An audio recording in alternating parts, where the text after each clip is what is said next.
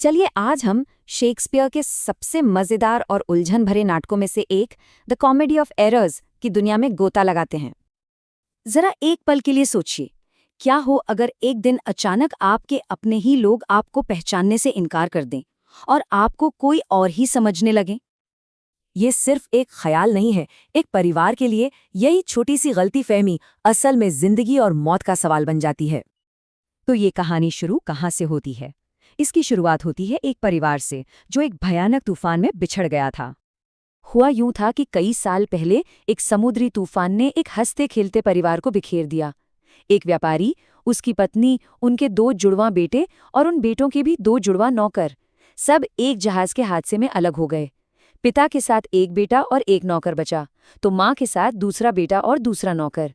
अब पूरे 18 साल बाद पिता के साथ वाला बेटा अपने भाई और माँ को ढूंढने निकला है, और आज उसी खोज के दौरान बेचारा पिता इजियॉन दुश्मन शहर इफिसस में पकड़ लिया गया है, और सजा से बचने के लिए उसे एक दिन के अंदर 1000 मार्क्स का जुर्माना भरना है।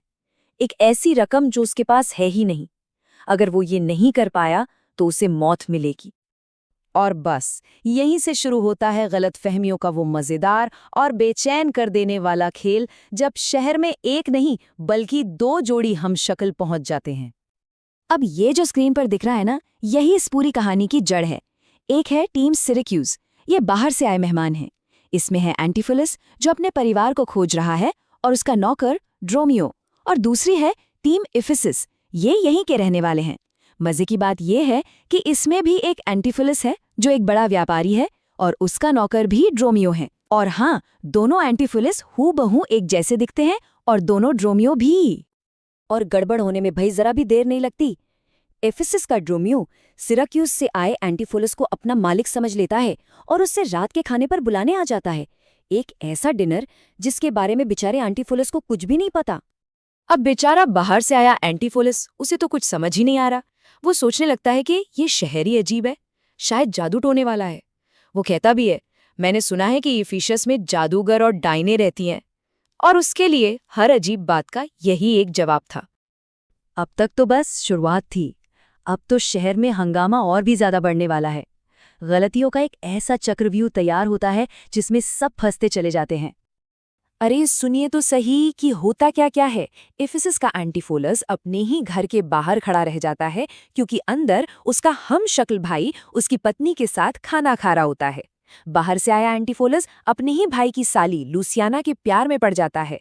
एक सुनार सोने की एक महंगी चेन गलत एंटीफिलस को दे देता है, और फिर असली वाले को उस चेन के पैसे न देने के लिए गिरफ्तार कर लिया जाता है, जो उसे कभी मिली ही नहीं। और हद तो तब हो जाती है जब उसकी पत्नी एड्रियाना उसे पागल समझकर उस पर से भूत उतारने के लिए एक ओझा को बुला लेती है। सोचिए जरा, एक दिन में इतना सब कुछ। चलिए इस सोने की चेन वाले किस्से को थोड़ा और करीब से देखते हैं। देखिए, सबसे पहले सुनार एंजेलो गलती से चेन सिरक्यूज वाले एंटीफिलस को देता है। फिर वो पैसे मांगने इफिसस वाले एंटीफिलस के पास पहुंच जाता है। जब वो साफ मना करता है तो एंजेलो उसे कर्ज के इल्जाम में गिरफ्तार करवा देता है। और जब जमानत के पैसे भेजे जाते हैं तो वो भी गलत ड्रोमियो के हाथ लग जाते हैं, जो उन्हें गलत एंटीफिलस को पकड़ा देता है। देखा, एक गलती दूसरी गलती को जन्म देती है, और वो तीसरी को। गलतियों की एक पूरी चेन बन जाती है। सिराक्यूज के एंटीफिलस की हालत तो पूछिए ही मत। वो इतना परेशान और कंफ्यूज हो जाता है कि वो खुद से ही सवाल करने लगता है, क्या मैं धरती पर हूँ, स्वर्ग में या नर्क में? मैं सो रहा हूँ या जाग रहा हूँ? मैं पागल हूँ या होश में हूँ? उसकी हालत का अंदाजा इसी एक लाइन से लग जाता है। अब कहानी आ पहुंची है अपने क्लाइमेक्स पर। वो पल जब सारे उलझे हुए धागे या तो सुलझ जाएंगे या फिर और भी बुरी तरह उलझ जाएंगे। सारे परेशान किरदार अब ड्यूक के सामने इंसाफ के लिए जमा हुए हैं। अब जरा ड्यूक के दरबार का हाल देखिए। एड्रियाना चिल्ला रही है, मेरा पति पागल हो गया है और एक मठ में छिप गया है। एफिसस का एंटीफिलस शिकायत करता है, मुझे घर में घुसने नहीं दिया, गिरफ्तार किया और बांध दिया गया है। सुनार एंजेलो का दावा है, मैंने इसे चेन दी थी और ये अब साफ मुकर रहा है। और इन सबके बीच बेचारा पिता इजियॉन कहता है, वो सामने खड़ा मेरा बेटा है, पर वो मुझे पहचान ही नहीं रहा। ड्यूक का सिर चकरा जाता है। और ठीक उसी वक्त जब लगता है कि ये गुत्थी कभी नहीं सुलझेगी, मठ की अध्यक्षा वहां आती हैं। और उनके साथ होते हैं दूसरा एंटीफुलस और दूसरा ड्रोमियो। एक ही पल में सबकी आंखों के सामने दो एंटीफुलस और दो ड्रोमियो खड़े होते हैं। बस यही वो पल था। इसी के साथ पर्दा उठता है सारे राजों से। पहचान की ये पहेली आखिरकार सुलझ जाती है और परिवार की दर्द भरी कहानी का एक खुशनुमा अंत होता है। लेकिन कहानी का सबसे बड़ा राज तो अब खुलना था। ये जो मठ की अध्यक्षा थी, वो कोई और नहीं बल्कि खुद एमिलिया थीं, ईजियन की बरसों पहले बिछड़ी हुई पत्नी और दोनों एंटीफोलस भाइयों की माँ। अब जाके सिराक्यूज के एंटीफोलस को सब समझ आता है, और वो जो कहता है उससे पूरी तस्वीर साफ हो जाती है।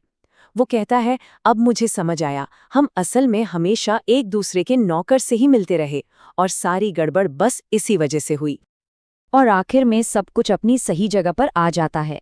पिता ईजियन की सजा माफ हो जाती है, बिछड़ा हुआ परिवार फिर से एक हो जाता है, दोनों जुड़वा भाई मिल जाते हैं, रिश्ते सुधर जाते हैं और ड्यूक सबको एक साथ दावत पर बुलाता है।